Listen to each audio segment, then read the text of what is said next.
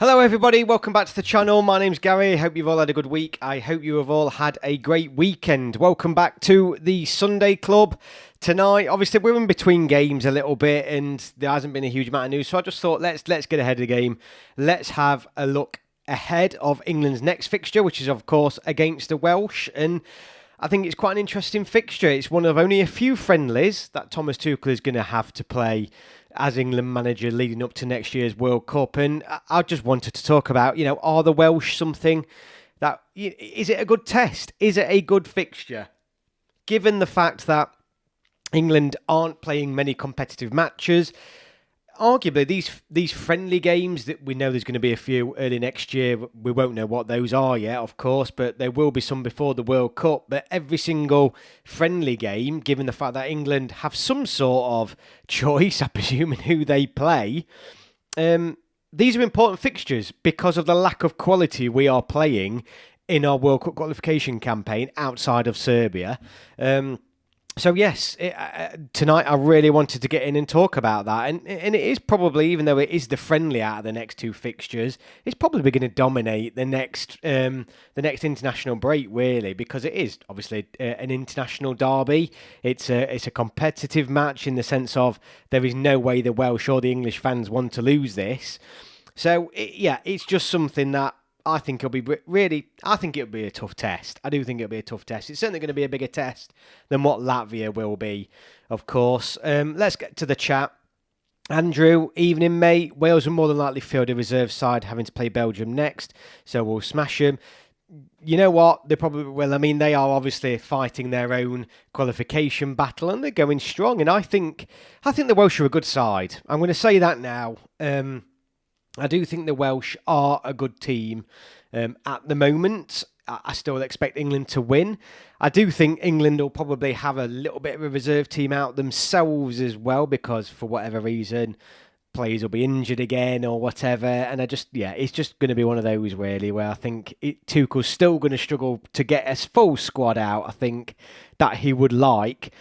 I'm just looking at the table, actually. I'm looking down in terms of where the Welsh are. So they're coming in a group with North Macedonia, Belgium, Kazakhstan and Liechtenstein. They've played 5 games. They're currently third in the group. All teams have played 5 games with the exception of Belgium, who've played 4. Wales and Belgium are level on points. So Wales have won 3 out of the 5, drawn 1 and lost 1. North Macedonia are currently top, actually, 1 point ahead of the Welsh. So they have everything to play for in their qualification campaign. And as Andrew has stated, we have Latvia, they have Belgium. So, maybe there might be a bit of that. They may use it as an opportunity to give those players a run out. I don't know. But look, it's at home. It's at Wembley. The last 2 fixtures, England have played Wales. We've won 3-0. I think that'll be optimistic this time around. I think Wales are a better side than that at the minute, depending on who they play. But yeah, look, it should be it should be an England win, but I think this is quite a good test for England. I really do. Even our reserve side, Gary, will be able to beat their first team. I mean, I don't deny it. And maybe I am giving them a little bit more credit, but it's difficult, isn't it, in terms of what fixtures you go out there for. I mean, next year, when we're looking at these friendly fixtures, for early next year, before the World Cup, you're ideally looking at maybe an Asian side, aren't you? An African team, maybe a South American team. You want someone outside of Europe. You're always going to struggle to get a fixture in this window that wasn't going to be a European team because of the congestion of fixtures and stuff like that. But with that in mind, I think the Welsh is a nice balance. I really do. Let me know your thoughts in the comments below. Hope you've all had a good week. Looking at the England squad as well moving forward, great to see Saka. So Saka is back today. Palmer is finding a little bit of form as well, which is absolutely brilliant. You'll have seen as well, and I'm going to plug this a little bit. You'll have seen this week I did drop a video this week, like I said I was going to, I sort of didn't reveal the title on last Sunday's Sunday Club, but Jude Bellingham, please go and watch that video because there's a lot there. The more I looked into it, there was a lot there going off, and there is a lot there going off. And And I know, in fact, looking at my analytics, I think most of the guys who do sub to this channel are actually, I've actually watched that video. But if you haven't, please go and do so because I want your views on it. Really, I really want your views on it. Yeah, Wharton is back as well, of course. It's now about let's see if we can get some of these players in this squad. Let's see if we can get your Palmers, your Whartons, your Sackers, the ones who Thomas Tuchel hasn't really been able to get his hands on, really. And let's see what he can do. Rolling Stone, looking at Rice for Arsenal. If Tuchel play him as a number 8, it will be a waste of a position. What was he like, Rolling? Was he not very good? I mean, great to see Rashford put in that. I mean, let's talk about those goals for Marcus Rashford. And I have given up on Marcus Rashford, and not because I don't like the man. It's just I just feel like it's great, Rashford. You've scored 2 great goals. You've been a huge influence on a big night in the Champions League for your team. Absolutely fantastic. The problem is he can't keep doing it, can he? He hasn't got that consistency, and I want him to prove me wrong. It is great to see Rashford do that, but he's only ever been a flash in the pan, and that might sound harsh. But for me, Rashford's career is all about just pockets of brilliance, not consistency of brilliance. And that's what I want to see now from Rashford. Great start to his life as a Barcelona player. He needs to do it over the season. It's as simple as that. The one thing he's got on his side, Tuchel loves him, doesn't he? Tuchel really, really does love him. Dom, Grealish for England, yeah and nay. I mean, he's got to be. I mean, how good is Grealish playing for Everton at the minute? He was great. He was great at the weekend. I know Liverpool did lose, but it was a threat. I just think he's playing really, really well, and he is on that left hand side as well, an area of the pitch where we're not blessed.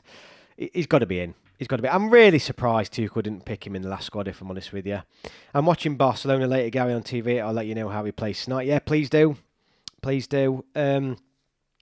But maybe I am being a bit harsh on Rashford, but I think the problem is it's a bit like I don't want to get my hopes up again with him. And he's not done anything. He's not done anything on that Champions League night. That surprised me. We all know he's a world-class player.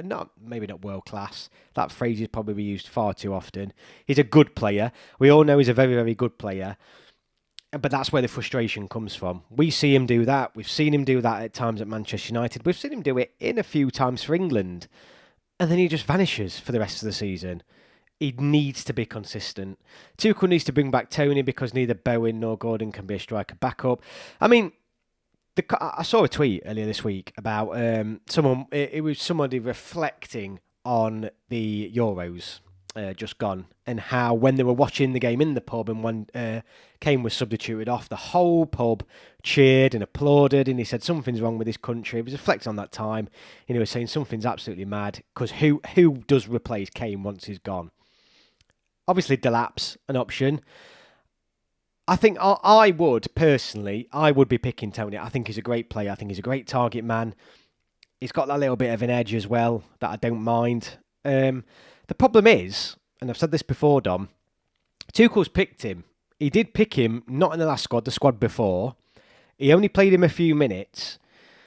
And this is the problem. This is the insight that we don't have as England fans. Tuchel did not like something because he didn't pick him again in the following squad. In a squad where we weren't blessed in terms of there was a lot of injuries still, and Tony didn't get recalled. So Tuchel didn't like something in Tony when he saw him. He just didn't like it. And I'm not saying that's right. I'm not saying that's wrong. I'm not saying I might have seen that thing and loved him. You might have seen Tony in training and loved it. But Tuchel's seen something and thought, you know what, not for me.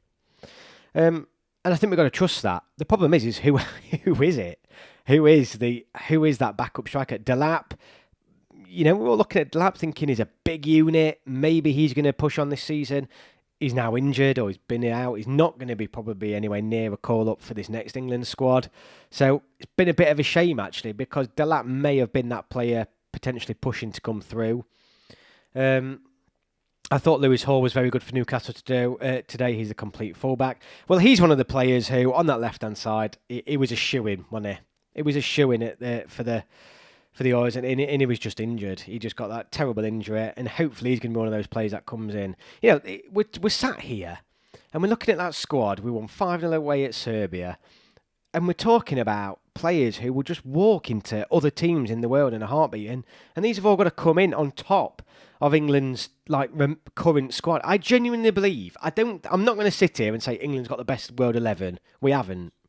And I don't know who has. But I'm not going to sit here and say England have the best starting 11 in world football. I'm pretty bloody adamant we've got the best 22, 26, whatever the squad's going to be. I'm pretty adamant we've got the best pool of players to choose from. I'm telling you now. Given the under-21 success over the past 4 years as well, the youth level, England have got so much strength in depth, more than anybody else. I think that those true world-class players at the top level, I don't think we've got as many as maybe other nations. I think in terms of a whole squad, though, I don't think anyone is more blessed than us. Tyreek Mitchell for England, Gary, yay or nay? I'd give him a go. I think on those full-back positions, that position's wide open. He's got a tough task though. He's got a tough task because I mean Tyreek Mitchell is probably going to be left back, isn't he? So if you've got Lewis Hall and Lewis Skelly there, I don't know, but Tyreek Mitchell is playing. He's playing. I saw Wales versus Canada without some key players. They were very poor. They only have 3 or 4 international standard players. Yeah, of course they did lose to Canada. Canada are a good team though. Canada are a very, very good team.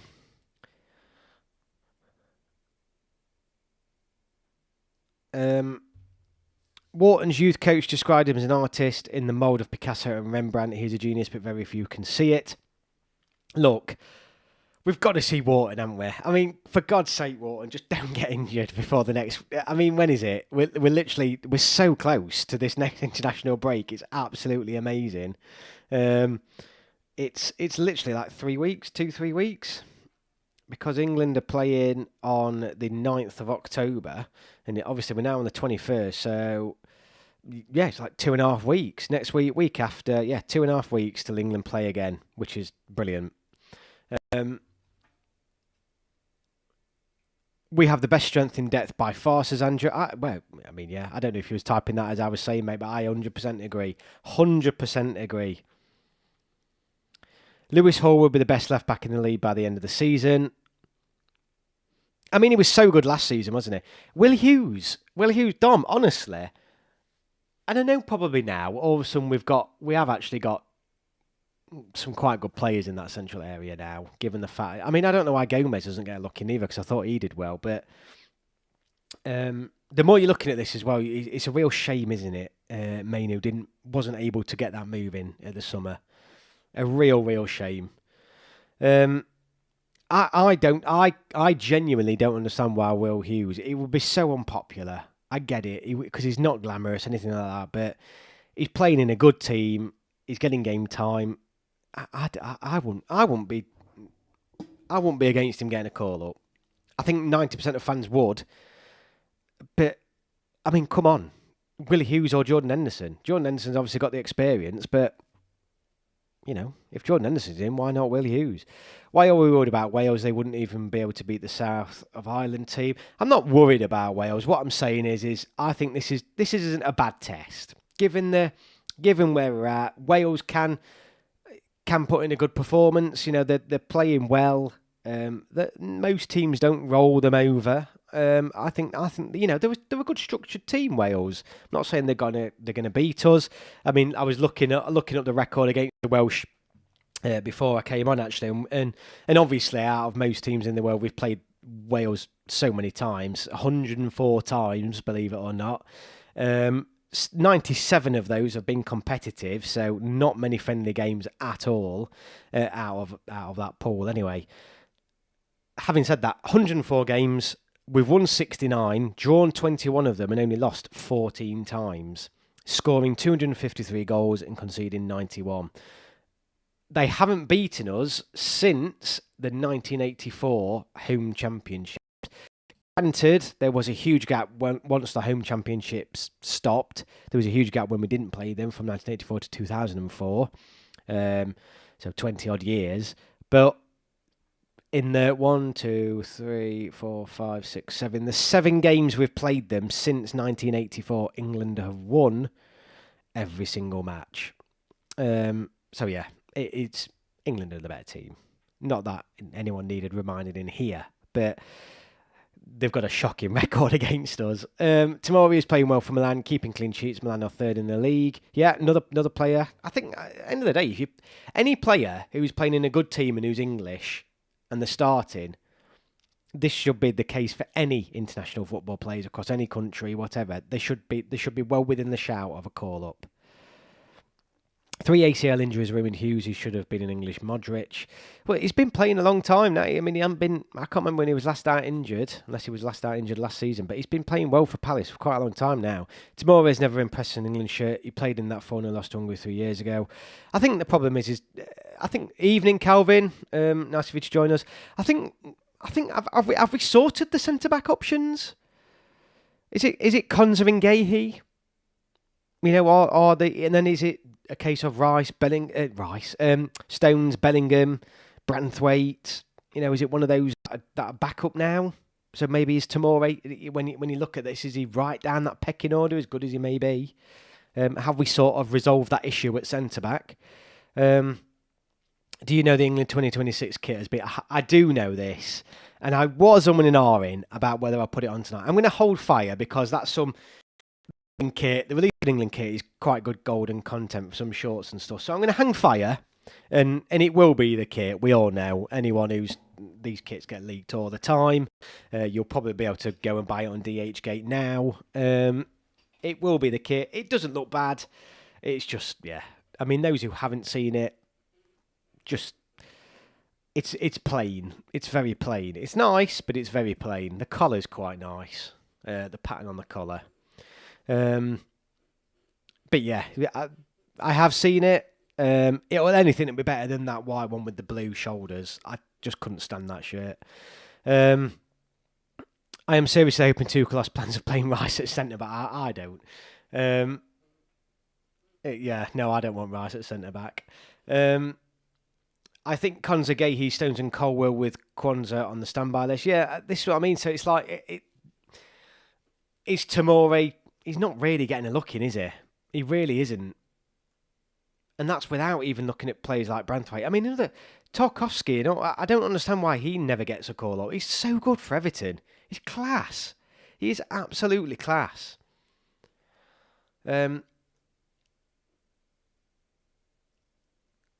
But yeah, I mean, I think Tomori, when you probably start to, even though it's an area of the pitch where I've historically been saying we're struggling, and I still think we are, but I think, I've said this before, I think every country in the world is struggling at centre-back. I think the art of defending's, it's not been around since the early noughties, has it? But England aren't bad. You know, we're not bad. Flathead Maguire turns like a tanker. He shouldn't be an option. He's so good. He's not. He's good, though. He is a good player, and he offers something.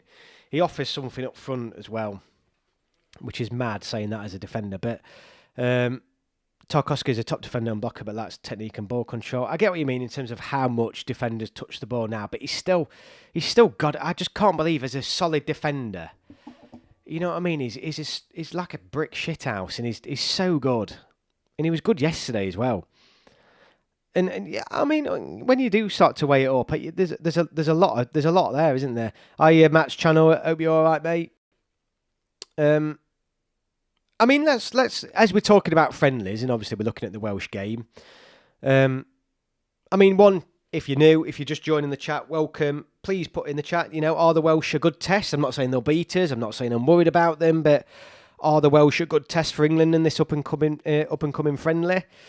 I think what I also want to ask, while we're all here, is who would we like to see England playing those friendlies early next year ahead of the World Cup? And I know we're sort of getting ahead of ourselves a little bit here, but yeah, who do we want to see? I'd like to see us play another African team, because I think Senegal gave us the runaround, and I think I'd like to see us play someone with a bit of legs. Wharton, Bellingham, Foden, what the other teams see, that midfield, they will be too scared to come out of the dressing room. I mean, the other player who, when we started off this live stream tonight, I didn't mention is Foden is now improving. So we Grealish is coming into form. Foden's playing well. Rashford's been playing well. The players are, the England players are starting to perform. Wales would be more of a test if it was away. Yeah, I agree.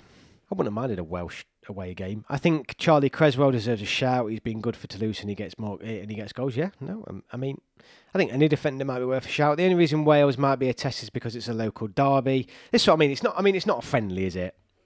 It's not. I mean, it will be. I think the players will probably treat it a little bit more of a friendly than the fans. But I tell you what, it'll go down like a shit sandwich if the Welsh get a result at Wembley. I'm telling you now, that 5-0 at Serbia, I don't think he'll, obviously people aren't going to give him loads of stick, but he will get stick if we don't beat the Welsh. Play some stronger teams in March and Taylor.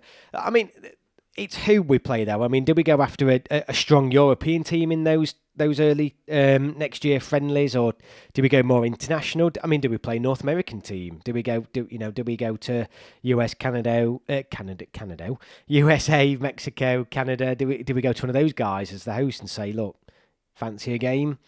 We're not likely to play them in the group stages. In fact, we're almost impossible to play them in the group stages. So maybe one of those guys. Is it a South American team?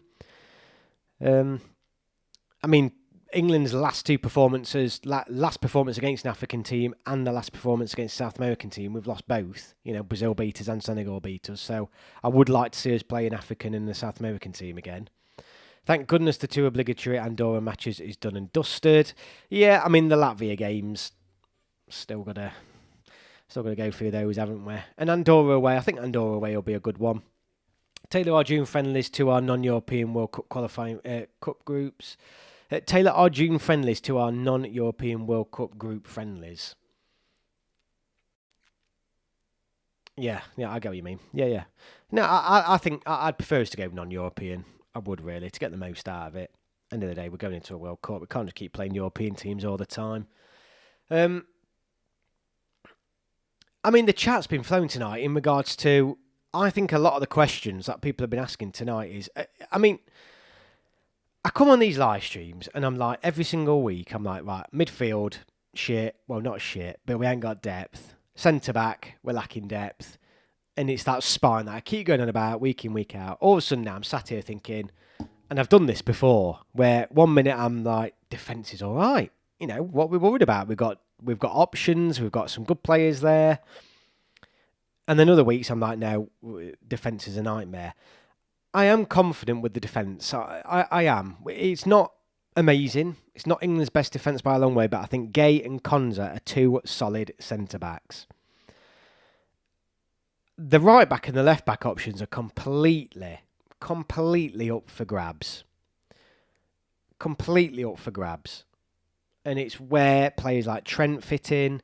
It's, is it Hall, Skelly, Mitchell? Is it one of those at left-back? Is it Trent or Reece James at right-back? Those full-back positions, at the minute, you feel like the right-back position, if he stays fit, is Reece James's. I think Tuchel loves him. I don't think it's a bad thing neither. He's great at putting the ball in the box. Offers, I think, a lot what Trent offers in regards to that ball and crossing ability, but offers more defensively. Left-back's wide open. So, yeah, I'm more confident about the defence than what I have been previously.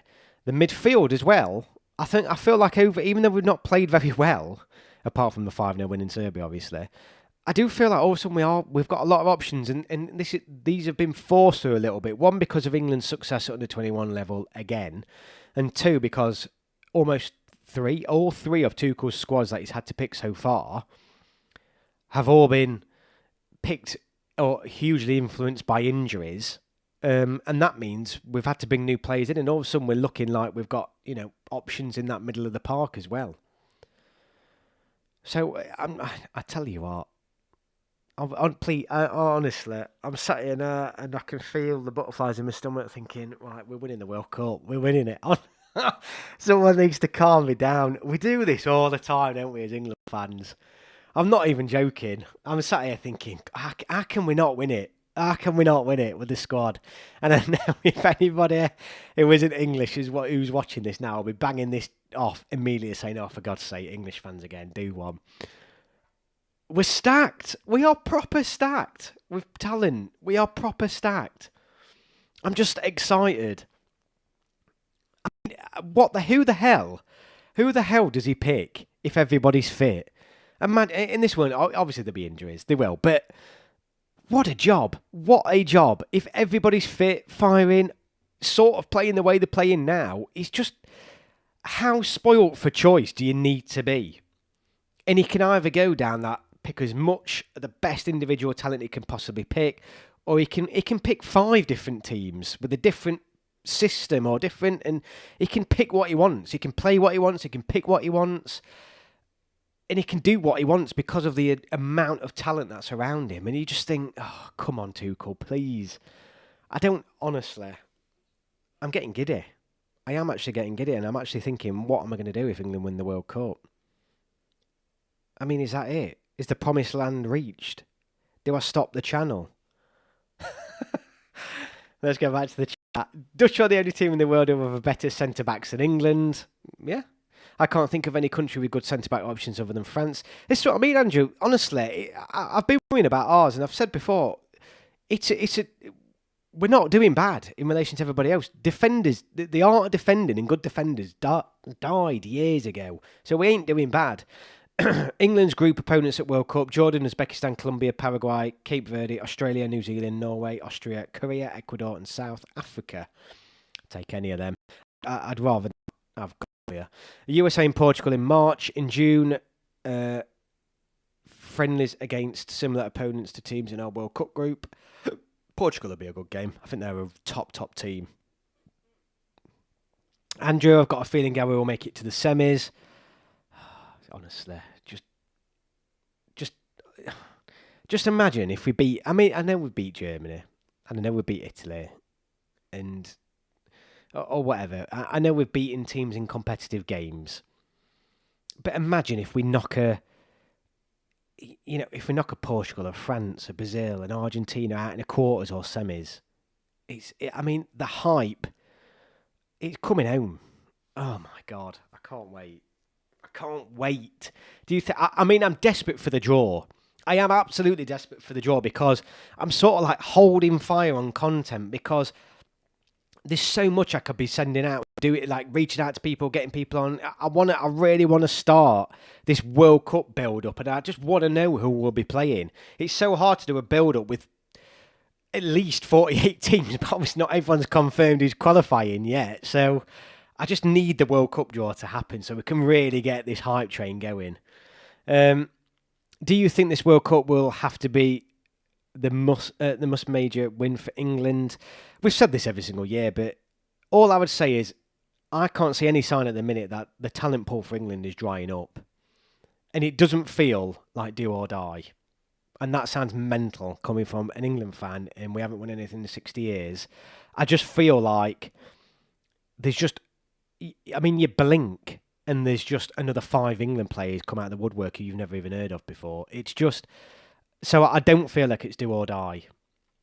I feel like the future's still bright. But my God, what an opportunity. Graham Sooner said at the last Euros that if Southgate lets his players off the leash, we would have smashed Spain. I don't want to talk about it. Spain were the best team. It's the Italy game, isn't it? That's what we've always gone on about. But we can all speculate. But I do feel like England held back in that final against Spain and Italy. England can't play Brazil, Argentina, Spain, France, USA, Mexico, Canada because they're top seeds. Yeah, no, we won't get them in the group. The one nation I'm scared of England playing is Japan. They smashed China 7-0 and 4-1, as well as Indonesia 6-0. Iran might be a test. Honestly, Dom, I remember Iran apparently being a test at the last World Cup, mate, and look what happened there. Better learn how to put a cork back in the bottle of champagne. Mate, honestly, come on, it's happening. It's happening. Just have faith. It's the hope that kills us. I know it is. But, and we said it every year, I mean, how stacked can this squad be? But there's just more and more coming through. I do remember, like, England squads and everyone, you're like, oh, these players have got to be there, these players have got to be there. I genuinely, it's every single squad that comes up, you're thinking, no, that player can come out, this player can come in. It could almost pick 3 squads. And I've never known it like that. I think we'll be favourites in each game this time if we face Argentina, Brazil and Germany. Well, I think you're more optimistic than me, because I don't think we'd be favourites against Argentina or Brazil. Maybe Brazil. We certainly won't be favourites against Argentina. I'm also concerned with Norway because of Haaland, Odegaard. If he revives his form, I'm not worried about any of them. I get it, but there's been a lot of time. I mean, look at Poland with Lewandowski. You need more than a top striker. The FA may choose to play in Spain for our friendlies with North America Summit in mind. Makes sense to play in a hot climate. Gary, we were right. We both said England would win comfortably, didn't we? Japan and Iran are both good teams. I mean, I'd take a Japan. It would be a great test, wouldn't it? Japan would be an absolutely great test. I think what would do England favours, and this is sort of like the turkey voting for Christmas here, because this costs us way more money and the likelihood of me getting tickets to England games would go down, but England should play more games on the road. 100%. I think I don't see much of a benefit of playing those games early next year at home. I would much prefer them to be away from home, and certainly in a warmer climate. I don't think Spain will be hot enough that time of the year. But there's not a prayer. There's not a prayer they're getting a load of pampered Premier League players on a plane anywhere early next year. I can't see it happening for a friendly. If England meet Germany and Italy in last 32 and last 16, England must win. They are bang out of form. Yeah, I mean, 100% I would put as favourites against Germany or Italy. 100%. I'm gutted we lost against France because we could have beaten Morocco and we could have... genuinely, I have never been more adamant that England were the better team that night. England were... I mean, the Italy game, I don't think England necessarily were the better team that night. I think it was a very even match. I think England allowed it to be an even match, though. But with the France game, I genuinely believe England on that night were the better team in that quarter-final. And the ref was an absolute tool. Genuinely a tool. And Harry Kane just decided to turn into Danny Mills. England need big friendlies against Portugal, Spain, etc. Germany will come good. Yeah, I mean, look, historically, I know they haven't done over recent years, but Germany always usually turn it on for tournaments, don't they? But yeah, I mean, they're not as good as England, and they haven't been for a number of years now. I think that's fair to say. Tournament records over the past 4 or 5 years reflect that as well. That's not me being a typical England fan. England have been a better team than Germany over recent years. Southgate's lack of tactics versus Italy or 2020 and France World Cup costed us. I'll be honest with you, I think Southgate got everything right against France. Absolutely everything right. We were the better team. The ref should have given us a foul in the build-up to France's first goal. Clear foul as well. You can't manage for a player like Harry Kane deciding he was playing rugby when he kicked a penalty instead of football. I think, I don't know, I think the way Southgate set us up for that France game was perfect. We outplayed them, I think, for the majority of that game, and we should have won. The players let us down that night, I'm afraid. I'm scared Saka will set England up to lose. I'm scared Tuchel... Did I say Saka? I'm scared Tuchel will set England up to lose if we are against Germany in the World Cup. He won't. Germany... look, Tuchel would love to beat Germany because in Germany, he ain't got the best... He gets a lot of stick, from what I understand. So he'd love to get one over the Germans. Germany have quite a lot of talent coming through. Slovakia are a tough team. Why he took off Saka to replace him with Sterling. Saka destroyed Hernandez. Yeah, you can think about. Saka's one of our best players. You're right, Matt. The FA should beg the players to do warm weather friendlies in Spain during March. Germany are awful. Did you see them against Northern Ireland? Yeah, look, they're not great. They're not great, but the problem is we're all speaking as if England have... I mean, we have in recent years, and this is the thing where head and heart sort of thing. I was going to say we're all speaking as if England are like masters of knockout football, and we're just not. You know, historically, we could win 15 games in a row 10-0. Germany could lose 15 games in a row 10-0 before a tournament. We'd both get to the tournament and then Germany would beat us. That's just the way history has gone. Germany turn up to tournaments, we don't. But the times have changed. Over recent years, the times have changed. Yeah, I mean, those friendlies have got to be warm weather. They've got to be warm weather, haven't they? I mean, what's the point in playing a couple of friendlies in cold England against a South American team? It's got to be warm weather. I mean, what did we do? Oh, bloody hell, this is where... having said this, it probably won't, because I'm trying to think what we did before the last World Cup. And the ones before, I can't see us going abroad to play anything. Southgate's criticism after final against Spain weren't as bad as it was during the tournament. Nagelsmann is overrated as German coach. If we had Argentina or Spain's mentality, we'd be 2 times World Cup winners and 2 times Euro winners. Just don't. Gattuso got sacked from Crown Club and now he's Italy boss. Thing is with Italy, right? I mean, we've had the beating of Italy since they beat us in the final. Since they beat us in that final, we've had the beating of them ever since, and we've played them 2 or 3 times since in Nations Leagues and stuff. But it just goes back to that thing where will England do? Why can't we fucking do it at a tournament? You know what I mean? Genuinely, any game in a World Cup qualifier, Euros, competitive game, World Cup qualifier, anything like that, even Nations League, I'd back England to win. Put us in a quarter-final against half these teams and my confidence plummets because of the way we've historically gone about things. Yeah, I mean, Italy were very lucky again. I mean, that result against Israel, they needed that because they were right up against it, weren't they? If they'd have lost that or even drawn it, they'd have been... I mean, imagine if they missed 3 World Cups on the bounce. I mean, imagine that. Imagine that. I mean, it's crazy that they've missed 2. Absolutely mental that they've missed 2. Last time we did friendlies before a World Cup, England played Nigeria in London and Costa Rica in these. This is what I mean. Yeah, we've never historically gone abroad. I can very rarely think of when England have gone abroad to play a friendly match in recent years. Honestly, certainly not to another nation's home ground. We've done a few neutral games and stuff like that, but we don't travel for friendlies, do we? Italy have lost versus North Macedonia and Switzerland and required a dodgy pen versus Ukraine to qualify for Euro 2024. The time before they played Ecuador and Honduras in Miami for the 2014 World Cup. I mean, the Argentina game was the one I was thinking of, actually, Andrew.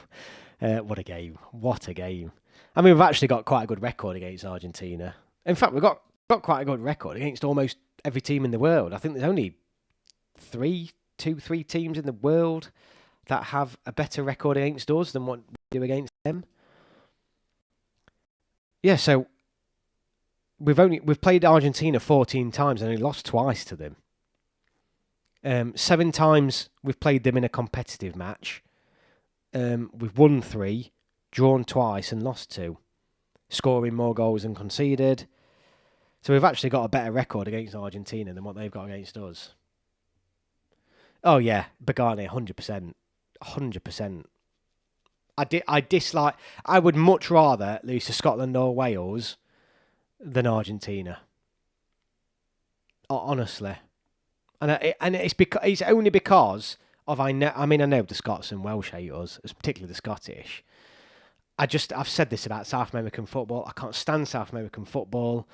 I know their fans would do anything to beat us. They hate us with a passion. I find it odd when you see people in England wearing Argentina shirts. Saw a lad today on the park as I went for my walks, usual Sunday morning walk. There was a geezer running around the park in an Argentinian shirt. Don't get it. I just feel like they would love it if they beat us. So, Sodom. I love it if we beat them. If the most of the big teams from the 90s were to play their modern equivalents, such as Brazil, France, Italy, Germany, they would smash them. Oh yeah, absolutely. Gattuso is a second merchant for Italy. I think it's hard in terms of who's going to be available. I think in reality, best practice is that England play away from home early next year. Yeah, it's because of the Falklands, really, isn't it? It's very political, but it is what it is. The best practice would be for England to go abroad and play in hot weather. I don't think they'll do that. I think what will probably happen, in fact, mark my words, someone make a comment. I've got a feeling England will do games at home. I think they'll do them at different grounds. I think one of them... I'm pausing for dramatic pause. I think one of them, it will be Everton's new ground. Because England haven't played there, in Liverpool, I mean, in over 20 odd years for obvious reasons. Never going to play at Anfield, I don't think, ever again. Or not in any modern times, they won't. I think now that Everton's got that new ground, it's their chance to go back to Liverpool. And they've been pushing, going back round the countries again. It's the first time they went back to Newcastle in 20 odd years the other night. Done a few round the Midlands. Just got a feeling. Wouldn't surprise me if we end up in the Northwest, because it's been so long since we've been there. If you know who Julian Laurent is, he's seen wearing an England shirt on ESPN. Fair enough. Have you ever seen anyone wear Polish, Czech, Korean, Ukrainian and or Japanese shirts at park in the UK? I've seen I think I've seen all of them, actually. My brother used to wear a Tunisia shirt for ages. Why do England and Scotland even hate each other? Well, mate. We can't read history, mate. Very long story. The first ever international match between England and Scotland was in 1884. Bagani because of political history between mate. Honestly, it's too long for this channel. Just go back. I mean, just read. Just go and Wikipedia it, mate. Long history. I've seen all those. I just what I'm getting about the Argentinian shirt is I just can't imagine a single person in Argentina wearing an England shirt. Not a single one.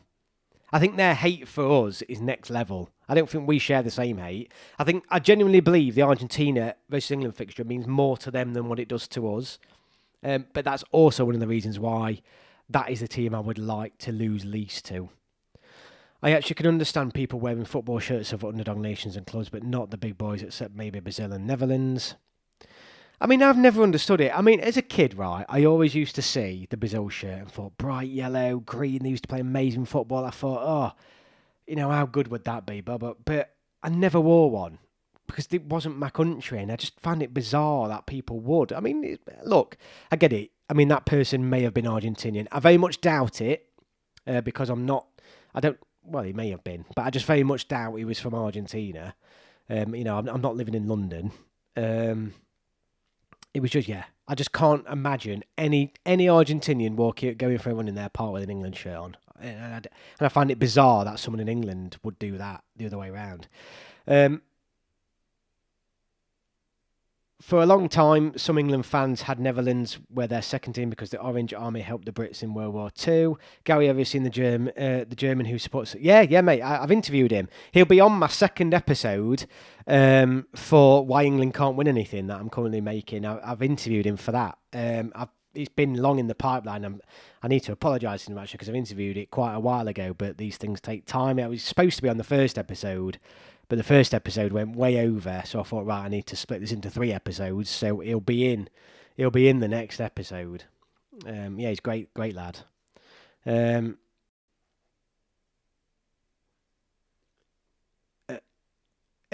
like, I've understood in that, like, because the Dutch and the Brazil, the bright colours, I sort of get it. You know what I mean? I see some like African shirts and think, you know what, they look legit. Really nice shirts, but I wouldn't wear one. But I'd also get other fans wearing them as well if they like them. End of the day, we all know now football shirts are fashion things as well. I mean, the prices they go for as well is just ridiculous. They're not football shirts, are they? They're fashion statements. But I think some shirts, like, I just think some shirts just shouldn't be worn by an Englishman. An Argentinian shirt's one of them. A Scottish shirt's probably another. Maybe a Germany shirt. I just think there's certain shirts as an England fan, why would you wear that? Or if as a football fan in England and you're English, why would you wear those shirts? Brazilian shirts I sort of get because we haven't really got a rivalry with them. It's a bright yellow shirt. They really do represent, when you think of World Cups, depending on what generation you are, you think of Brazil. Sort of get it. Other shirts, though, I just don't. There was a Glaswegian on TalkSport who's a genuine England supporter. He rang up a few times. Yeah, no, I mean, I don't get it, but fair play to him. Fair play. I mean, to be honest with you, right, and I was saying this now, when I was growing up, when I was a teenager, early noughties, and I genuinely mean this, right? When I was watching Champions League stuff growing up, I would always support the Scottish teams in the Champions League. Genuinely, because I was naive to the way the world worked. I would just thought, you know what, I was very much it's the UK sort of thing. Obviously, the way it's covered on TV as well when you're a child. Obviously, you can see the commentators are wanting that team to sort of win as well, so you get carried away in that. And you do, you just like, you know, any English club. I want them to, any English or Scottish club, you want them to do well. As I've got older though, and I am mainly influenced by how I know we're perceived by that other nation, and that's where I think, no, why would I wear one of their shirts or support them? It's not me who's got the problem, but then sort of is, sort of chicken and egg thing. It's a vicious circle. I don't like them because of how much they hate us, but then I don't like them anymore, and it just becomes a vicious circle. But I would have, including in World Cup qualification and European qualification, I used to genuinely cheer on the Welsh, Scottish, Irish. I wanted them to qualify for tournaments because I just thought they're near us. Why wouldn't I? They speak English. Apart from Ireland, they're part of our nation. I wanted them to do well. But as I've got older, I've started to realise actually, no, that was a completely one-sided view. They don't think like that. They really don't think like that. Obviously, a few, but have you ever been to another country for a holiday and worn an England jersey and someone in that country reacted to you wearing it? I don't know if I have actually. I'll be honest with you. I've been to Spain twice this year. I did pack my England shirt because I knew England were playing in the under-21 tournament, and I knew we'd be playing Spain when I got there. My partner though doesn't like me wearing England shirts when I go abroad because she thinks it looks tacky. So I don't wear them. I did as a kid, but I can't remember if anyone reacted to me as a kid or not. But as an adult, I've never done it because my partner's a bit like, you're not wearing that. And I sort of get it. I never supported anyone but English teams, Gary. They're totally different leagues. The Scots give us a nice atmosphere to an international event like a World Cup, playing footy in their kilts in the park. So I'm just saying, like, when I was a child and I was a naive to the world and I didn't really understand that every Scottish person hated us or every Argentinian hated us or whatever. I mean, I've never supported Argentina, let me get that right. But I genuinely remember being as a child supporting Celtic, Rangers, Scotland, Wales, Northern Ireland, in all the when I was watching the games and they're on TV, I'd be like, I hope they do well. As I've got older though, I've realised the way of the world, and I think, you know what, sod you lot because you can't stand us. If Wales, Scotland or Ireland beat England, it's like they've won the World Cup. I find it very self-patronising of them. I'll be at Wembley, looking forward to see the balance in the midfield with Elliott there. The better Wales and Scotland are, the more likely I am to dislike them. Look, I mean, put it this way. I would love the home championship tournament to come back, the home nations tournament. It'd be so good.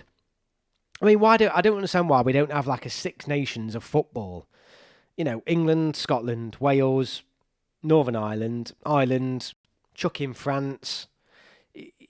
You know what I mean? Like an Anglo-Saxon. It'd be so good. Let's make it happen, the FA. Tournament, a trophy at the end of it, fill in those friendly fixtures. You could do it over a weekend, do it like the Six Nations do in terms of you don't play home and away each time, you alternate when you play home and you play away each campaign. Honestly, it'd be class. We'd get more of these derbies, England versus Wales, England versus Scotland, Scotland versus, it'd be so good. The fans would love it. It'd just be class. They stopped it because of Troubles, apparently, years ago, didn't they? But honestly, I mean, they'll never bring it back now. They'll just say fixtures, congestion and all that lot. But honestly, I'm so gutted that doesn't happen anymore. I bet the Irish are very sore about us stealing Rice and Grealish off them. They are still talking about it. I mean, they were never Irish anyway, were they? Have you heard them both? Grealish is about as brummy as it gets. Scotland, 12 round 1 exits in 12 major tournaments. When I wore an England shirt in Qatar, I sometimes had people wanting to have selfies with me. The problem is, right, and this is the thing that I do think the English are bad at this. I think we assume everybody in the world hates us. I genuinely don't think that is not the case. That really isn't the case. Mainly because I think the influence of the Premier League. and I've realised this from doing this channel, because when I've done videos, the amount of comments I get in my normal videos that I put out, particularly during tournaments, and the amount of comments I get from people all over the world saying that they're supporting England as that their second team, or if their team hasn't qualified, or if their team's gone out. We're not as hated as I think we like to think we're hated, the English. I do think that. Having a pop at the English now, aren't I? But we're not as hated as what we think. I think a lot of fans in the world do cheer the English on. There were a few English fans who supported Wales at the Euro 2016, including yours truly. Yeah, it's just like, I mean, I wasn't, I did enjoy seeing them beat the Belgium and stuff like that. I just think as I've got older, I've realised actually it's a bit one-sided. In the Euros, I think Southgate was trying to get us to extra time against Spain so we can get a winner. I'd rather see a round robin 12-team Nations League top division than accept the top 4 nations. Anyone else head for 3 or 4 rounds of home and away playoffs? Well, that sounds quite good actually, Dom. Right to UEFA, mate. Sounds quite good. I'm sure Rice and Grealish have an Irish Terrier knocking about somewhere. Even if we win the World Cup, I mean, let's be honest, Rice and Grealish aren't really Irish. They were only picking Ireland because they never thought they were going to get a game for England. And then when they realised they thought, shit, we better switch back. Even if we win the World Cup and become the most successful team in the world, there will still be fans from other countries that will still rage bait us. Yeah, I mean, they always will be. Don't get me wrong, I do think there's a big group of people out there who really dislike England, but I don't think we're as hated as what we think we are, particularly among younger fans. England are loved and revered by other nations. It's just the Welsh and Scots like to believe otherwise. Yeah, and that's the one thing. So I've sort of flipped. So one, I didn't realise how hated we were by some nations, such as Argentina, Scotland, the Irish, stuff like that, because I was very much naively cheering them on when I was younger, and I didn't understand it all. And I've realised as I've got older, actually, now they really dislike us, and naively thought everyone else didn't really care about us. And then the rumours were everyone hates England, that's what you will always hear. And then in reality, I don't think that's the case. I think actually we're not as hated as what we think across the world. And so I've been flipped side on either one. I don't support Wales, Ireland or Scotland anymore. 'Tis way too one-sided. 90% love it when England lose. Some even have parties. I think the one major thing that did it for me is when obviously the Welsh players were seen celebrating England getting knocked out. You'd never have that the other way around. And imagine the draw. Imagine the absolute uproar if they saw that from an England fan's perspective. That was one of the last straws that broke the camel's back for me. And then I realised actually, there's a handful of nations, 4 or 5 nations in the world that really hate us. Don't want us to do well at all. And 3 of those I used to think actually we were cheering them on because we were part of the British Isles and all that lot. How naive I was. But yeah, I don't believe this message that England fans push out that we're hated. I don't believe that at all. Evening, Gary. I know it's a little while off, but Euro 2028 is a very exciting tournament and a very big tournament in 2.5 years. It's almost too long away, isn't it, Charlie? The beauty is anyone who's been going to England games for a number of years now is guaranteed tickets for that. I mean, I can't wait. It's probably going to be that is probably going to be my first tournament, if I'm honest with you. I'm still undecided whether I go to the World Cup or not. It's at such a awkward time for my annual leave, for one, and 2, the cost. I just know it's going to be the most expensive tournament in history because the capitalist Americans will just absolutely fleece us. I'm telling you now, get ready for ticket prices. And flights, everything. It's going to be by far the most expensive World Cup. I mean, I'm saying I want to, at the very minimum, I want to go and get to one group game. I'd love to go and see England in the World Cup, and I'll have the caps to do it. I really want to go. I have got the money to do it. It's just, I don't know. I need to weigh it up. But Euro 2028, I'm thinking I'll be at every game. And Gary, half that Wales squad, but yeah, exactly. Living near Wales, I didn't want them to do well at Euro 2016 when they started go on deep run. You're absolutely right, Andrew. Absolutely right, mate. England haters are arguably some of the loudest haters you'll witness. I mean, absolutely. I also think we're one of the most hated countries in the world in terms of what you see, because we speak English. And I think a lot more fans around the world read English press. I mean, who on earth reads any French, German, Brazilian, Portuguese, any other, we don't read their press, but all nations in the world read ours because a lot of them speak English, and I do think whatever's said by the England manager or the English team or the English press gets exaggerated more than fans stereotype us, and hence why if there's any problems, one problem within the group of England fans, next minute the worst fans in the world. In reality, we're probably the best behaved fans in Europe at the minute. I'm not even joking. The Heat could be our toughest opponent in the World Cup. I mean, everyone's saying that now, but all I'm going to say is everyone's going to have the same problem. Everyone's going to have the same problem, and ultimately, will that stop a France going far in the tournament? Will that stop a Germany going far? I just don't think it will. We've got to get over the Heat, haven't we? What are your thoughts on the international breaks for September and October being combined from next season? The problem is I much prefer. The answer is I don't know, because we've never had like that combination in terms of a longer international break period. It sounds amazing in one avenue, but then at the same time, it's like, well, it's nice to have the two quite close to each other, isn't it? Rather than that block. But I don't know. It's given the fact of how close these are anyway. It's not a huge difference to what it is this season, really. I'm a Brit living in America, and I bet I won't be able to get to any game. Yeah, MK. It's probably because of the price. Even if you could, the general sale tickets would be absolutely ridiculous. Two, obviously, you won't have the caps, mate, because you won't have been going to the England games for obvious reasons. Yeah, it's going to be. Hopefully you'll get marks. Which part of the US are you in? Are you in any of the host cities? Were you proper mad when England lost to Iceland in the Euro 2016, and whilst England were going out of Euro? I think the Slovakia one was depression, sheer depression, because I thought, no way can Gareth Southgate's journey end like this with this squad. It was just like, I can't believe this is happening. It was just pure depression. Neither did it fit with what had been happening with England for such that period of time. It just felt like we'd gone beyond these sorts of games. This is what we used to do 10, 15 years before Southgate, and it felt like we'd gone back. So it was just relief and depression and all in one. The Iceland game though was just, yeah, it was just crap. It was just sad. It was just so sad. Shock. It was, yeah. I think every England fan tried to put it out of their mind, really. We scored the penalty and we just couldn't believe how bad we were. It's the worst thing, and most England fans even now say it's the worst England game we've ever seen. I hate that word Brit. Why? World Cup should not be played in baking countries. I think of myself as English, never Brit. Okay, yeah, I get you now. Fair enough. Spain and France handle the Heat much better.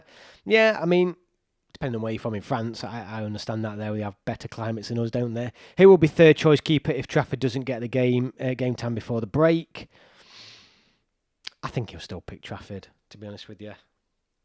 Who knows though? I'm hoping that come Euro 2028 they won't base it on caps to get tickets. I only have 2 at the minute. Oh, they will, Charlie. I think they will, mate. Just keep going to every home game, mate, and you'll be fine, because the allocation should be big enough. But just, you've got to get to as many home games as you can between. If you go to a lot of the home games between now and then, mate, you'll be fine. But they will base it on caps. There'll be some for general sale as well, but not many. You'll be guaranteed a ticket though, mate, if you get yourself to as many games as you can between now and then. I would restrict World Cup tournaments to Europe, Turkey, Argentina, South Brazil, Chile, Paraguay, Australia and New Zealand. Decent weather, that doesn't get too hot. Rolling Stone, no Gallagher sees himself as British, not English. He loves to see England lose. Well, he's a knobhead anyway, isn't he? Not in any of the host cities. Nearest one is Atlanta, where they are going to host a semi-final. So it would be good if England make it to that. Well, here's hoping, mate. You'll have to definitely get back on the channel, mate, to build up. And if I end up going out there, great to meet all with you. Show me around. Liam supports England. I can only go to Wembley as I'm in a wheelchair, so travelling is a shit. Ah, right, I get you. Yeah. You might. To be honest with you, though, mate, because that is the case. A lot of the England games still are at Wembley. I think if you just did the Wembley ones and got the easy access tickets, I still think you might be in with a shout. Yeah, I don't know. Just, I mean, the problem is it will be based on caps, Charlie, which is it is what it is. I mean, like I said, I don't know how they'll do it, but I'm assuming there will be general sale ones, but they'll be a lot more expensive. So yeah, the answer is you'll probably be able to get a ticket depending on what you want to pay. But if you want one at, I don't know what they'll charge, but I think Supporters Trust will probably get 30, £40 tickets for home tournament games, and I think it obviously will be a lot more if you're not. Um, Trafford should have gone to Geordieland instead. He is a bench warmer at Man City. The any one thing is that there will be likely similar tunnel walkout in the World Cup, just like it was at the World Cup.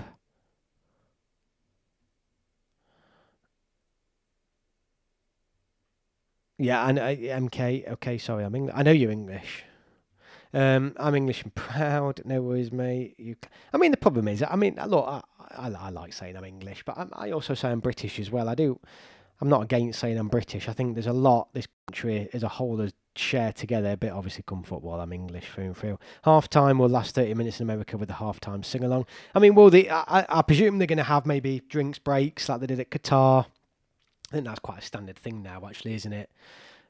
Having those drink breaks, and that's quite sensible. Um,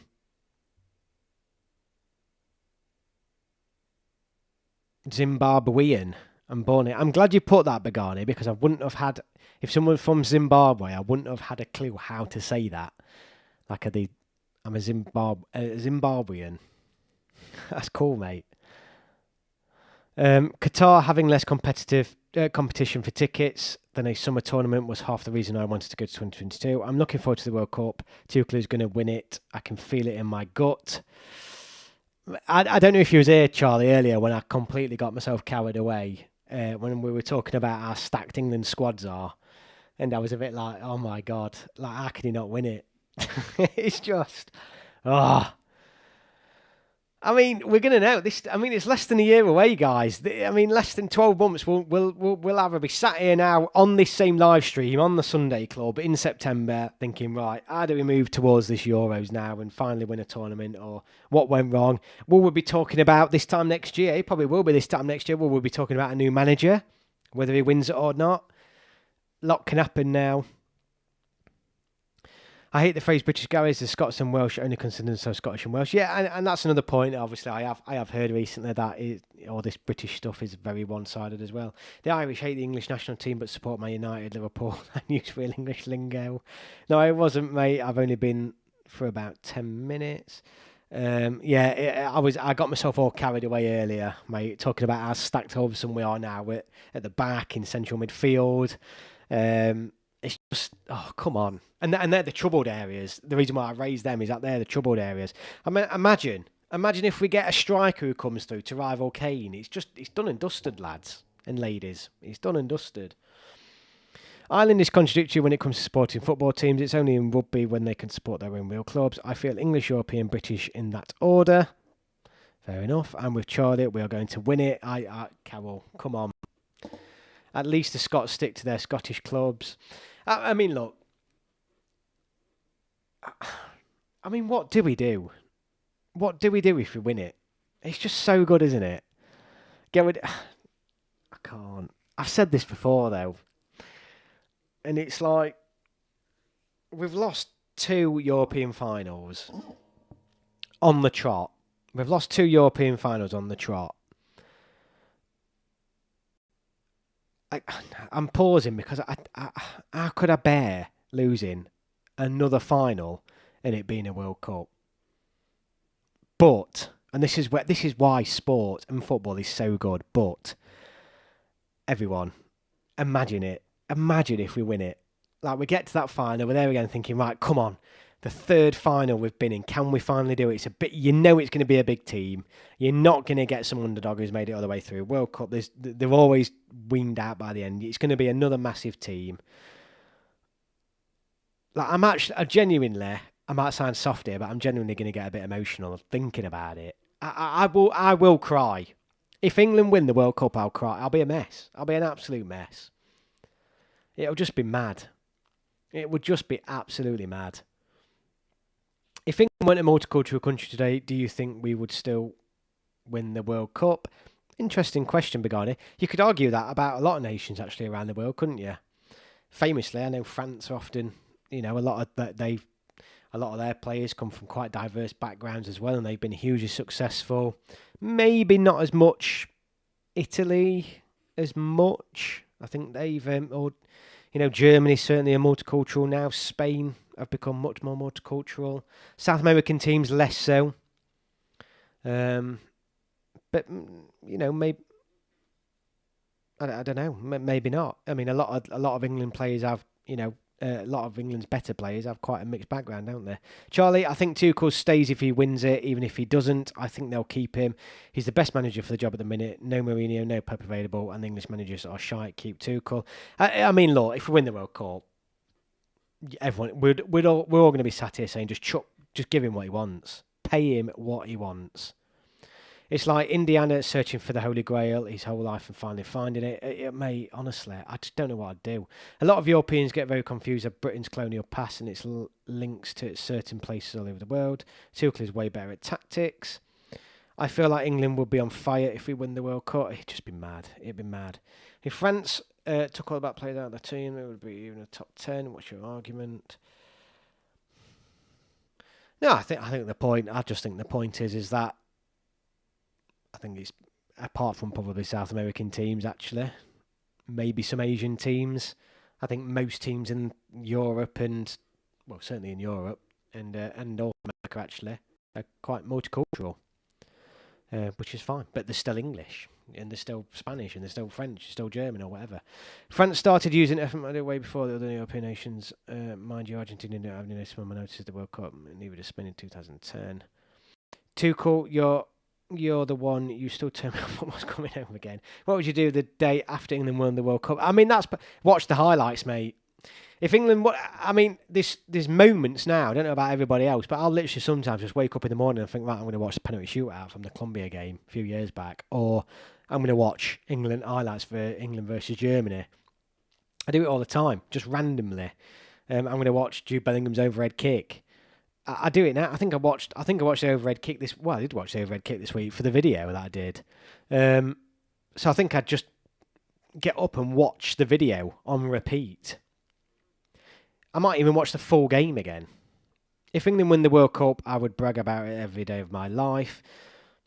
I mean, the one thing I'd probably do is, I don't know if you've seen, and well, obviously I'm assuming you all have. You've seen my channel logo.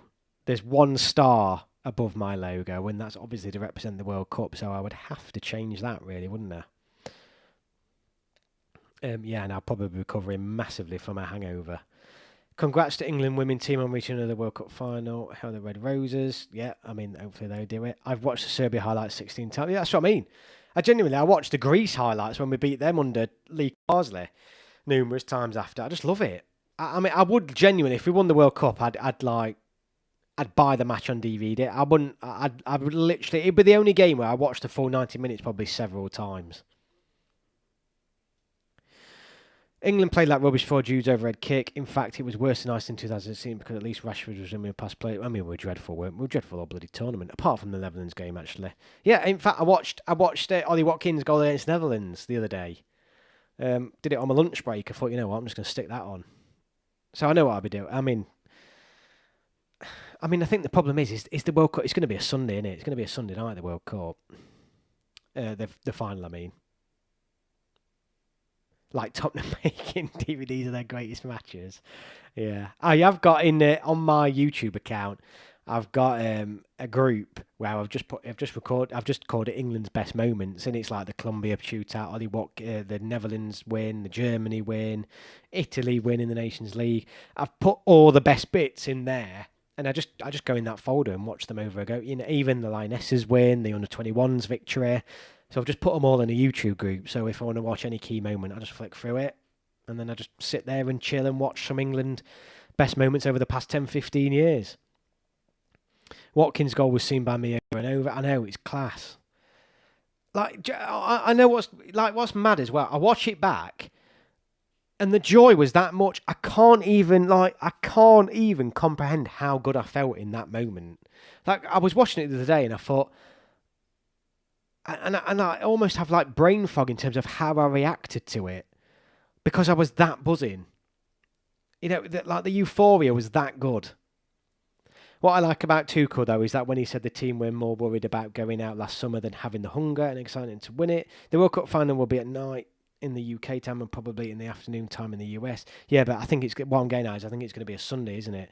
Beating Colombia has to be one of my favourite moments, along with beating Ukraine, Denmark, Slovakia, Netherlands. Unreal highlights. Oh, it's class. The commentary was superb. Gary Mowbray, yeah, honestly. Oh, like, but I genuinely, because it was that good. Even I think the Colombia one I remember really well because it's the first time in my life watching England where something happened that wasn't heartache. It was the first proper true moment where this felt different. I've said this time and time again. That Colombia penalty shootout has been by far the most important game in England's history in the past 60 years since winning the World Cup, because it's set up all that success since Southgate has been in charge, and it's put us in this position now. It's been the catalyst for everything. And I remember walking home I remember which pub I was at. I was with my partner. I was in this packed local, absolutely packed. And I remember, actually, that we had some Chinese visitors who had come over. It was at my work. They'd come over and look. And I was in a very small local pub in some back estate. And these Chinese tourists, they turned up at my work. It was linked to my work anyway. And they didn't speak any English. And all I remember is being in that pub at night, and they came in there, really randomly came in there to watch the England game. And obviously they're on, but they couldn't speak a word of English, and there was about 10 of them. I think they were Japanese, or I can't remember. It was obviously a long time ago. But I was so shocked they was in this pub literally in the middle of nowhere. But they saw me, and obviously for them it was like mad because they actually gone into a British pub that was rammed and actually recognised somebody. But that's only because they'd seen me in the day. And I remember watching the game with them, and it was just the most surreal moment.